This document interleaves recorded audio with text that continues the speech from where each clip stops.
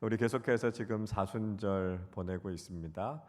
주님의 고난, 우리를 위해 베풀어 주신 주님의 은혜를 우리가 다시 한번 기억하면서 말씀으로 기도로 경건의 삶을 실천하는 우리 모두가 되시기를 주님의 이름으로 축복합니다. 우리가 지난주 나눴던 말씀 한번 생각해 보겠습니다. 하나님께서 아브라함을 향해서 완전할 것을 요구하셨죠. 인간적인 연약함, 부족함이 참 많았던 아브라함에게 찾아오셔서 하나님께서 너는 내 앞에서 행하여 완전하라 그렇게 말씀하셨습니다. 미성숙하고 흔들리고 부족한 모습 그 상태로 있지 말고 하나님 보시기에 성숙하고 완전한 모습으로 서라 이렇게 말씀하고 있습니다. 그러나 하나님께서 이렇게 말씀하시는 것은 단지 율법주의적인 차원에서 말씀하시는 것이 아니죠.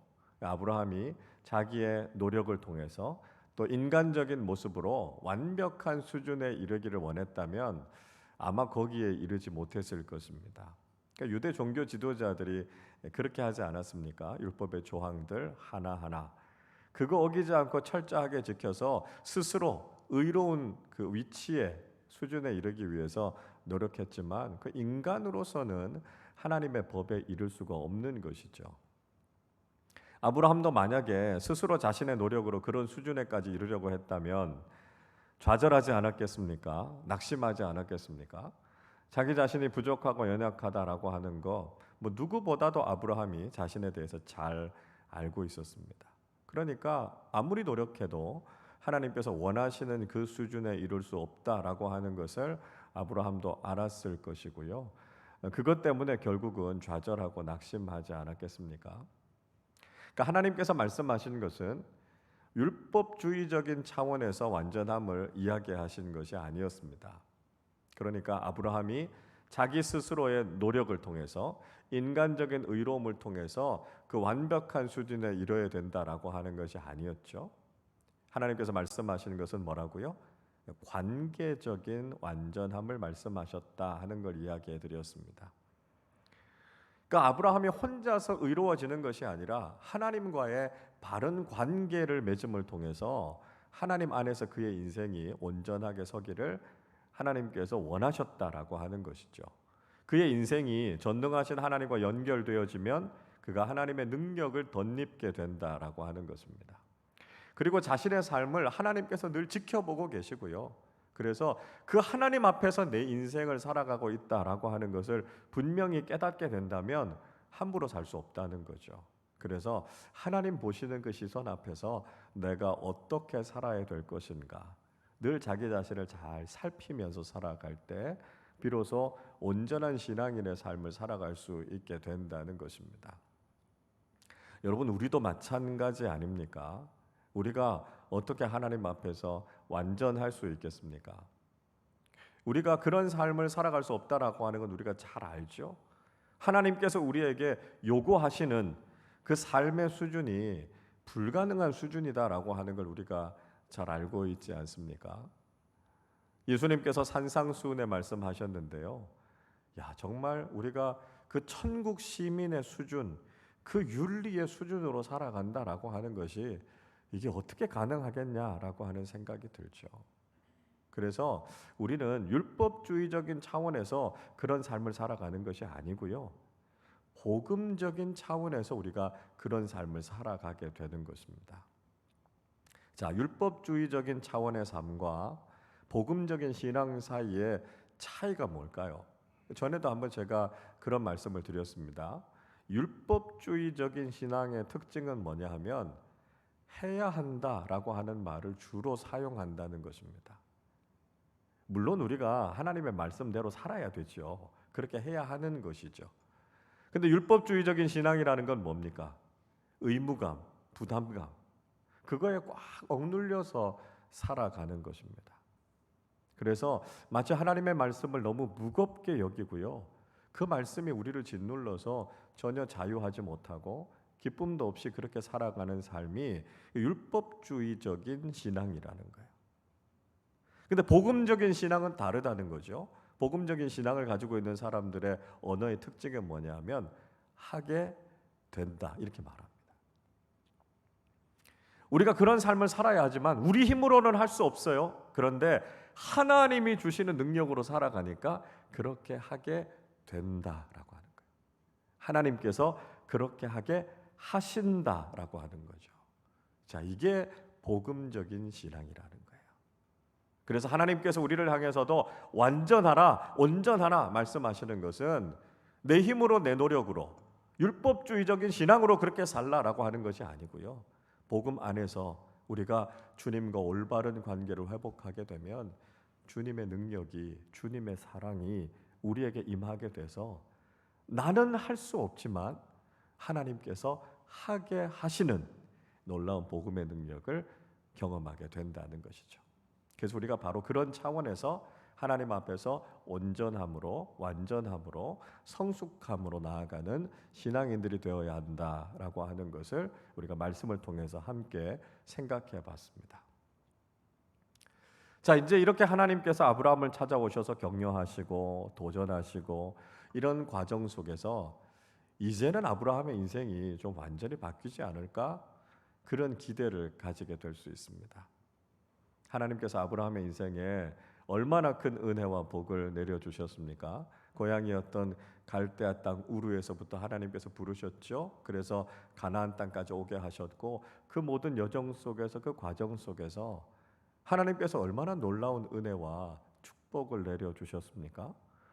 하나님께서 그를 그렇게 인도해 주시지 않으셨고 그를 그렇게 보호해 주시지 않으셨으면 그 아브라함의 인생이 그렇게 복된 인생이 될 수 없었지 않았겠습니까?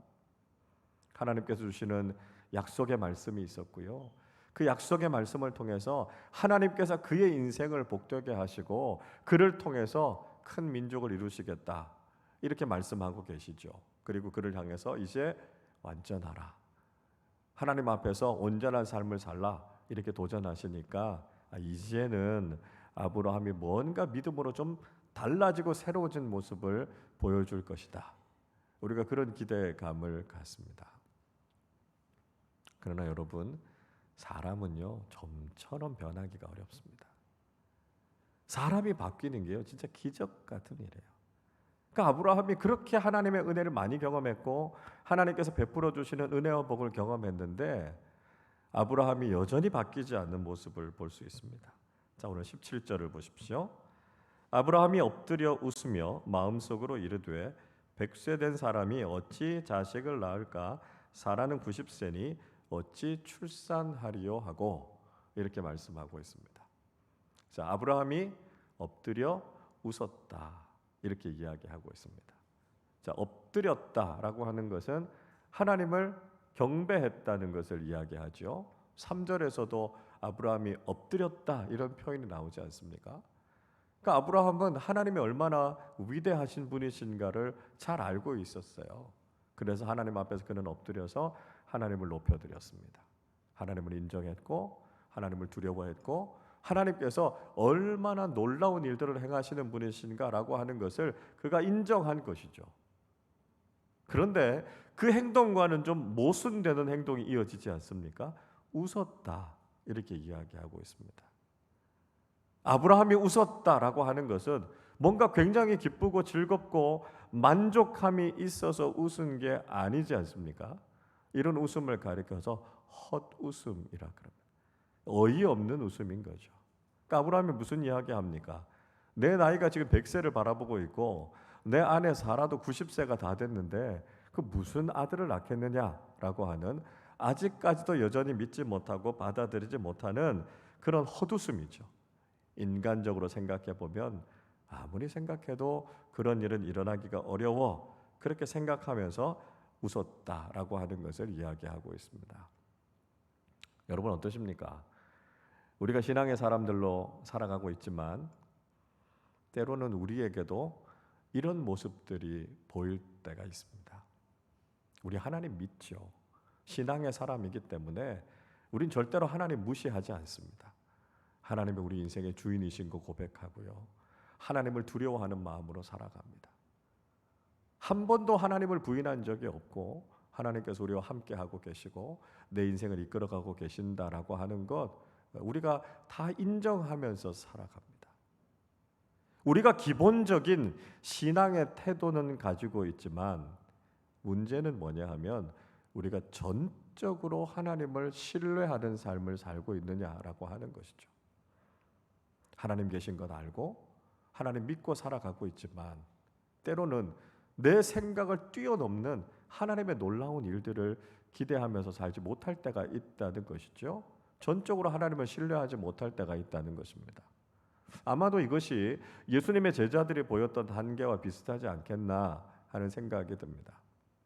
예수님께서 한날은 변화산에 올라가셔서 영광스러운 모습으로 변모되지 않으셨습니까? 그래서 그곳에서 모세와 엘리야와 함께 나타나셔서 그곳에 올라갔던 세 제자들은 예수님의 영광스러운 모습을 봤습니다. 그리고 예수님과 그 제자들이 산에서부터 내려오게 되죠. 그런데 산 아래에서 적지 않은 소동이 일어나게 됐습니다. 그 소동의 이유는 뭐냐 하면 산 아래에 남아 있었던 9 제자들과 어떤 사람들과의 사이에서 일어나는 논쟁이었습니다. 한 아버지가 귀신 들린 자신의 아들을 좀 고쳐달라 이렇게 제자들에게 부탁하지 않습니까? 그런데 그 제자들이 귀신을 쫓아내지 못했다는 거죠. 그것 때문에 문제가 생겼습니다. 그때 예수님께서 그 제자들을 향해서 어떻게 책망하셨습니까? 마가복음 9장 19절에서 이렇게 말씀하죠. 대답하여 이르시되 믿음이 없는 세대여 내가 얼마나 너희와 함께 있으며 얼마나 너희에게 참으리요 그를 내게로 데려오라 하시매 이렇게 말씀하고 있습니다. 예수님께서 그 제자들을 향해서 믿음이 없는 세대라고 책망하셨어요. 예수님께서 얼마나 오랫동안 그들과 함께 있어야 할지 또 언제까지 그들을 향해서 참아야 할지 예수님께서 책망하신 겁니다. 제자들은 예수님을 믿고 따르는 사람들이었습니다. 그러나 그들은 주님을 전적으로 신뢰하지 않았기 때문에 주님께서 하셨던 그 놀라운 일들을 자신들이 경험하지 못했던 것이죠. 예수님께서는 믿음이 아니면 그런 능력이 나갈 수 없다 말씀하셨습니다. 마치 이 제자들의 모습은 하나님 앞에 엎드렸지만 웃었던 아브라함의 모습과 비슷하다라고 하는 것을 알 수 있습니다. 하나님이 위대하시다는 거 알았어요. 그러나 하나님을 전적으로 신뢰하지는 못했기 때문에 내가 인간적으로 생각할 때 불가능하다고 생각하는 일들을 제대로 받아들이지 못했습니다. 그리고 아브라함은 그저 자신이 가지고 있었던 인간적이고 소박한 바람을 하나님께 이야기하고 있죠. 18절을 보십시오. 아브라함이 이에 하나님께 아뢰되 이스마엘이나 하나님 앞에 살기를 원하나이다 이야기합니다. 자, 아브라함이 무슨 이야기하고 있습니까? 직역하면 이런 뜻이에요. 이스마엘이나 당신의 얼굴 앞에 있었으면 좋겠습니다. 그런 뜻입니다. 그러니까 아브라함은 지금 무슨 큰 기대를 갖고 있는 게 아니에요. 그래도 하나님이 이스마엘 주신 게 어디예요? 이스마엘이라도 낳게 하셨으니까 만약 그렇지 않았으면 그 모든 재산이 종이었던 다메섹 엘리에셀에게로 상속되지 않겠습니까? 그러니까 인간적인 편법을 쓰기는 했지만 하갈을 통해서 이스마엘 주시는 것에 만족한다고요. 그러니까 이스마엘이나 이 복을 누리면서 살았으면 좋겠습니다. 이야기합니다. 하나님께서는 위대하신 일, 놀라운 일들을 아브라함의 삶 속에, 가정 속에 일으키시겠다 이렇게 도전하고 계시지만 아브라함은 이미 그런 기대가 없다고요. 그냥 지금 이 정도의 삶으로 만족한다라고 이야기하고 있습니다. 하나님께서 약속하신 이삭, 아직 태어나지 않은 그 이삭을 기대하기보다는 그저 자기의 눈앞에 있는 이스마엘이 마치 하나님의 약속의 응답처럼 여겨졌다라고 하는 것이죠. 여러분, 이런 아브라함의 마음이 인간적으로는 우리도 좀 이해될 수 있습니다. 하나님께서 하란에서부터 아브라함을 부르셨을 때 아브라함의 나이가 75세였습니다. 그리고 지금 이 말씀을 듣고 있을 때 아브라함의 나이가 99세였습니다. 그러니까 이미 24년이라고 하는 시간이 지나고 난 이후라는 것이죠. 하나님께서 아브라함에게 약속의 말씀을 주셨어요. 그에게 아들을 주실 것이고 그 후손들을 통해서 큰 민족을 이루게 하실 것이다. 약속의 말씀을 분명히 주셨습니다. 그러나 어느새 20년이라고 하는 시간이 지났고 그 시간 동안 아무 일도 일어나지 않았고요. 단지 그에게는 인간적인 방법을 통해서 태어난 이스마엘이 자기 눈에 보였던 거죠. 그러니까 자신은 무슨 대단한 기대는 없고 그냥 지금 눈앞에 있는 이스마엘이나 하나님 주시는 복 누리면서 살았으면 좋겠습니다. 그렇게 이야기했던 거죠. 자, 이렇게 큰 기대감 없이 신앙생활을 하고 있는 모습들을 우리는 성경 여러 곳에서 찾아볼 수 있습니다. 요한복음 5장의 말씀을 읽어보면 베데스다 연못가에 있었던 38년 된 병자 이야기가 나오죠. 이 베데스다라고 하는 곳은 은혜의 집이라고 하는 뜻을 가진 연못이었습니다. 그런데 그 연못에 한 번씩 천사가 그 연못 물을 동하면 그 물에 제일 먼저 뛰어 들어가는 사람은 무슨 병에 걸렸든지 다 낫는다라고 하는 전설이 있었던 거죠. 그러니까 그 연못 주변에 얼마나 많은 병자들이 거기 모여 있었겠습니까? 그래서 그 연못 물만 바라보고 있었겠죠. 천사가 들어가서 연못 물이 동하면 누구보다 먼저 거기 들어가서 내 병을 고치리라 생각하는 환자들이 수도 없이 많았을 겁니다. 그 중에 한 환자 38년 된 병자도 있었습니다. 자기도 언젠가는 그 물에 들어가서 내 병을 고쳐야 되겠다 생각했지만 38년이나 되는 시간 동안 그 연못에 먼저 들어가지 못해서 자신의 병을 고치지 못했습니다. 예수님께서 그 베데스다 연못에 찾아오셔서 그 병자를 향해서 질문하시지 않습니까? 요한복음 5장 6절이 이렇게 말씀하지요.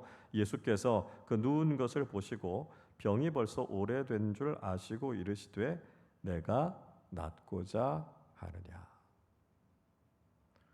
예수님께서 이 환자가 38년이나 되는 만성병자라고 하는 걸 아셨습니다. 그리고 그의 마음속에 낫고자 하는 열망, 간절한 소원이 있는지를 물으셨습니다. 그런데 이 환자는 예, 아니요 이렇게 대답하지 않았고요. 엉뚱하게 다른 대답했습니다. 무슨 이야기를 합니까? 아니 연못 물이 동해서 내가 빨리 들어가서 낫고 싶은데 아무도 나를 거기 넣어주는 사람이 없으니까 어떻게 내가 병이 낫겠습니까? 자기 신세를 한탄하고 있는 겁니다. 그렇게 38년이 지났어요. 그러니까 이제는 기대도 소망도 다 사라져 버린 겁니다. 여러분, 우리의 삶이, 우리의 모습이 혹시 이런 모습으로 머물러 있는 것은 아닙니까? 아들을 주시겠다고 약속하셨지만 그냥 지금 눈에 보이는 이스마엘이나 하나님 앞에서 잘 살아가면 좋겠습니다. 38년 동안 자기 병 고치지 못하고 그것 때문에 절망하고 낙심하고 있었던 베데스다의 환자 같은 모습이 우리의 모습은 아닙니까? 오랫동안 신앙생활해 왔지만 내 삶에 뭐 그리 대단한 일이 일어나지 않았고요. 그렇게 오랜 시간 하나님 앞에 기도했지만 그 기도가 응답되지도 않고 내 삶도 달라지지 않았습니다. 하나님을 믿고 살아도 내 삶에 무슨 대단한 변화나 놀라운 일들은 일어나지 않고 그저 그렇게 내 인생은 계속해서 흘러가나 보다 생각하는 낙심, 절망, 기대를 상실하고 살아가는 삶이 우리의 모습일 수 있습니다. 그게 너무 오랫동안 학습이 되다 보니까요. 그냥 거기 머물러 있어요. 하나님, 그래도 제가 믿음 버리지는 않았습니다. 그래도 제가 주님 모른다고 외면하지는 않겠습니다. 그저 큰 어려움 없이, 그저 큰 시험거리 없이, 그저 저는 그렇게 살아가는데 만족하겠습니다. 하나님께서 나를 향해서 무슨 대단한 일을 계획하고 계시는지 모르지만 제 인생 보십시오. 제 삶이 뭐 그리 달라진 거 없지 않습니까? 우리가 그렇게 기대도 없이 소망도 없이 믿음의 삶을 살아가고 있는 것은 아닙니까? 여러분, 우리가 이렇게 살아도 괜찮은 걸까요? 하나님께서 우리가 정말 이렇게 살아가기를 원하시는 걸까요? 우리 그렇지 않다는 걸 알고 있습니다. 하나님께서는 절대로 우리의 인생이 그런 인생에 머물러 있기를 원치 않으신다는 것이죠. 하나님께서 우리에게 좋은 약속을 주시고 그 약속의 말씀을 이루셔서 우리의 인생을 바꾸시기 원하신다 말씀하시는 거죠. 아브라함에게도 마찬가지입니다. 하나님께서 그렇게 자포자기하는 심정으로 그냥 현실에 안주하고 있는 아브라함을 향해서 아니라고요. 다시 한번 그 약속의 말씀을 확인시켜 주고 계십니다. 자, 19절의 말씀을 우리 같이 읽어 보겠습니다. 하나님이 이르시되 아니라 내 아내 사라가 내게 아들을 낳으리니 너는 그 이름을 이삭이라 하라. 내가 그와 내 언약을 세우리니 그의 후손에게 영원한 언약이 되리라. 하나님은 아니라고 말씀하셨습니다. 아브라함이 그렇게 살아가는 거 하나님이 원치 않으신다고 말씀하셨어요. 그냥 그 자리에 머물러 있고 지금까지 해주신 것에 대해서도 감사하니까 하나님 이만하면 됐습니다. 그렇게 주저앉으려고 하는 아브라함을 향해서 하나님께서 아니라고요. 하나님께서 하실 놀라운 일들을 기대하라고 말씀하십니다. 내 아내 사라를 통해서 아들을 낳아줄 것이다. 하나님께서 분명히 말씀하셨습니다. 이번에는요, 아브라함이 헷갈리지 않도록 사라를 통해서 아들 주실 것이다. 분명하게 확인해 주신 겁니다. 이전에는 아브라함의 씨를 통해서 아브라함의 후손을 통해서 큰 민족을 이루시겠다고 말씀하니까요, 인간적으로 생각한 거죠. 그래서 하갈을 통해서 대를 이어가면 되겠구나, 그렇게 잘못된 판단을 한 거 아닙니까? 그래서 이번에는 혼동하지 않고 반드시 사라를 통해서 아들을 주시겠다 확실하게 말씀해 주신 것이었습니다. 그리고 그 이름을 이삭이라고 지으라 말씀하시죠. 이삭이라고 하는 이름의 뜻 웃음이라고 하는 뜻입니다. 하나님께서 아브라함의 그 잃어버린 웃음, 그 기쁨을 다시 회복시켜 주시겠다는 거죠. 앞에서 아브라함이 엎드려서 웃었지만 그 웃음은 진정한 웃음이 아니었다라고 하는 것이죠. 정말 자기의 인생 속에 그런 일이 일어날 수 있을까? 어이가 없어서 헛웃음을 웃었던 거 아닙니까? 우리가 인생 살아가면서 그런 이야기 하잖아요. 내가 웃어도 이게 웃는 게 아니라고요. 여러분, 우리가 그런 웃음 지으면서 살아가는 거 그 하나님이 원하시는 게 아니에요. 하나님은요, 우리의 인생 속에 진정한 웃음, 진정한 기쁨을 되찾아 주시겠다 말씀하고 계십니다. 그리고 하나님께서 그 이삭을 통해서 언약을 맺으시겠다고 말씀하죠. 이제 언약의 주체가 아브라함에게서 이삭으로 옮겨가게 되는 겁니다.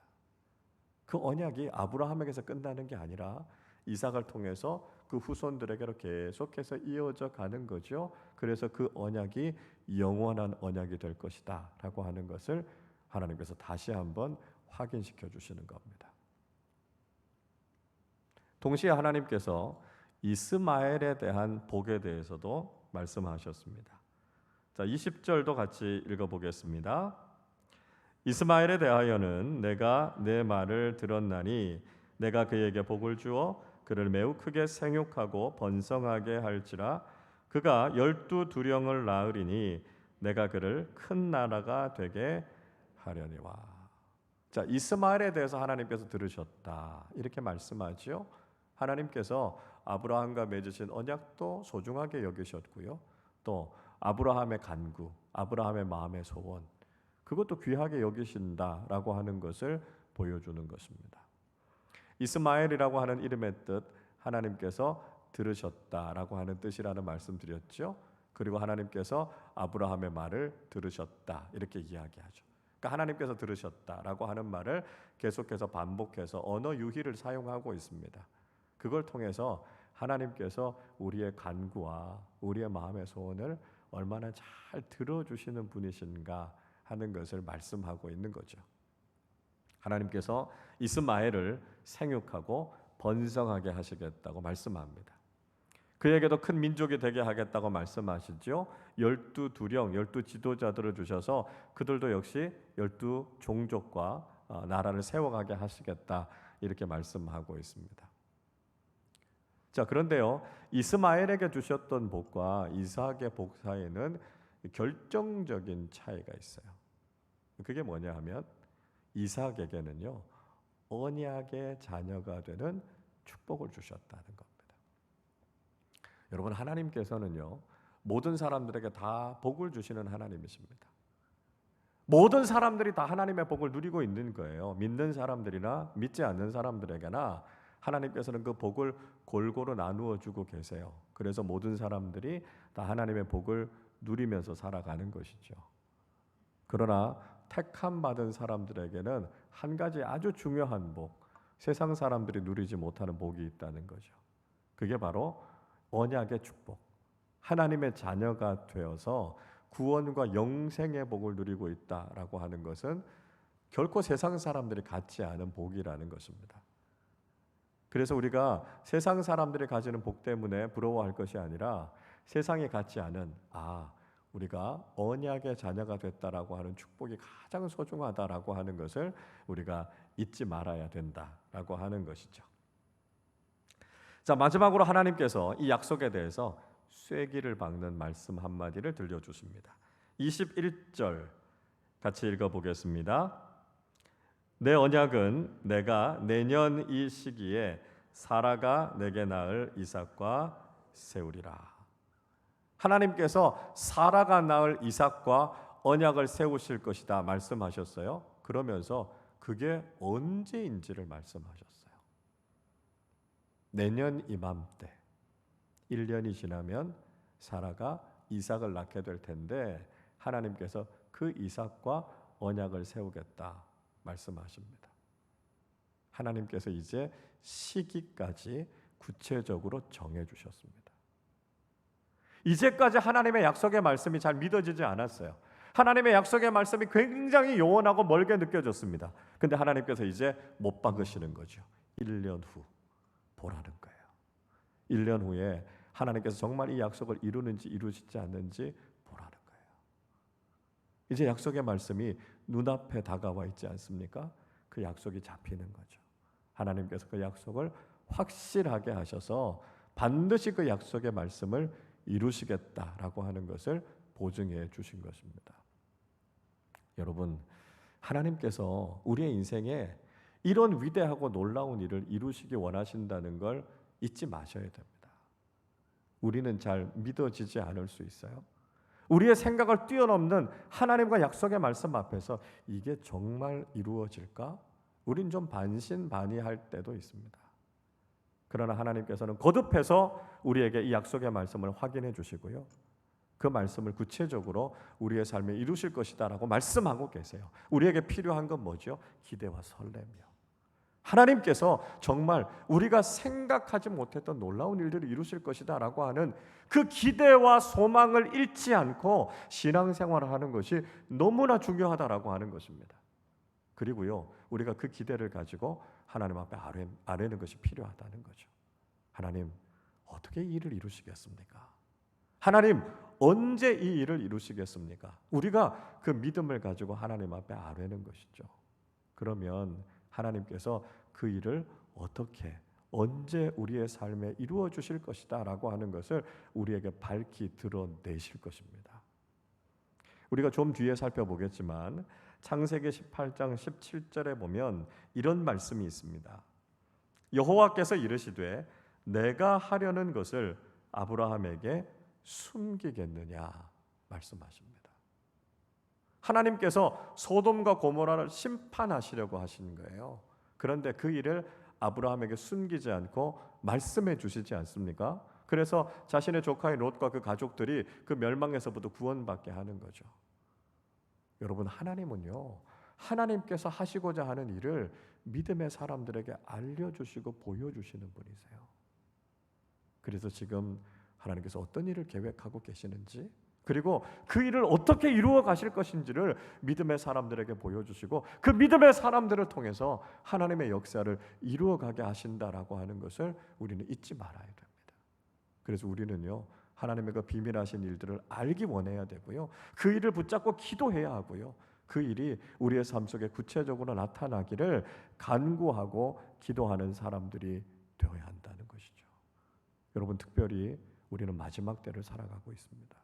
이 마지막 때에 하나님께서 성령을 물붓듯이 부어주시겠다고 약속하지 않으셨습니까? 그래서 구하는 자들에게 성령 충만함을 주실 것이고요, 하나님의 능력과 각종 은사를 우리의 삶 속에 허락해 주실 겁니다. 그래서 우리가 이 마지막 시대를 살아갈 때 정말 구별된 하나님의 사람으로, 하나님께서 어떤 일들을 이루어 가시고 하나님께서 어떤 놀라운 일들을 계획하고 계시는지를 깨달아 알고 그 일에 동참하고 그 일을 위해서 쓰임 받는 우리 모두가 되실 수 있기를 바랍니다.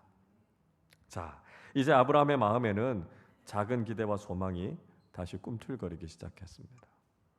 절망과 한숨으로 가득했던 아브라함의 삶 속에 이제 하나님께서 정말 내 인생 속에 무슨 일을 하시겠구나라고 하는 소망이 찾아오게 된 거죠. 아직 완전히 다 믿어지진 않아요. 완전히 다 받아들여지진 않아요. 그러나 이제 그의 삶의 방향이 바뀐 겁니다. 절망과 낙심이 아니라 이제는 소망과 기대로 그의 삶이 방향 전환을 한 거예요. 그리고 하나님께서 하시는 일에 믿음으로 응답하게 되죠. 하나님께서 명령하신 할례를 행하게 됩니다. 23절 같이 읽어보겠습니다. 이에 아브라함이 하나님이 자기에게 말씀하신 대로 이날에 그 아들 이스마엘과 집에서 태어난 모든 자와 돈으로 산 모든 자 곧 아브라함의 집사람 중 모든 남자를 데려다가 그 포피를 베었으니, 아브라함과 그 집에 있는 모든 남자들이 다 할례를 행했습니다. 자신의 살을 베어내는 아픔이 있었죠. 그러나 그것과는 비교할 수도 없었던 자기 인생의 고통, 그 모진 아픔들, 모든 것들을 하나님께서 걷어가시고 자신의 삶 속에 이제 하나님께서 하실 일들로 인한 기대와 소망이 생긴 거죠. 하나님께서 이제 내 인생 속에서 정말 놀라운 일들을 이루실 것이고, 이제 1년 후에 하나님께서 언약으로 주신 그 이삭이 자신의 인생 속에 들어와서 내 인생이 바뀔 것이다 라고 하는 놀라운 소망으로 자신의 삶이 변화되어 가는 것을 느끼게 됐습니다. 그때 아브라함의 나이가 99세였고 이스마엘의 나이가 13세였다고 말하죠. 인간적으로는 도저히 기대할 수도 없는 상황과 나이였지만 하나님께서 계획하신 일들이 믿음 안에서 이루어질 것을 소망하고 있었던 그 아브라함의 인생 속에 하나님께서는 기쁨과 평안을 회복시켜 주신 것입니다. 여러분, 우리도 인생을 살아갈 때 세상적인 소망과 기대가 점점 사라지는 것들을 경험하게 될 때가 있습니다. 신앙생활 오래 하지만 우리의 삶 속에 별다른 변화 없이 내 기도가 마치 공허하게 하나님께 상달되지 않고 그냥 메아리처럼 울리는 것처럼 느껴지는 그런 답답함이 느껴질 때가 있습니다. 그래서 어느새 기대도 소망도 사라진 상황 속에서 그저 믿음 지키는 정도, 믿음 버리지 않는 정도에 안주하면서 신앙생활하고 있는 분들이 계실 수 있습니다.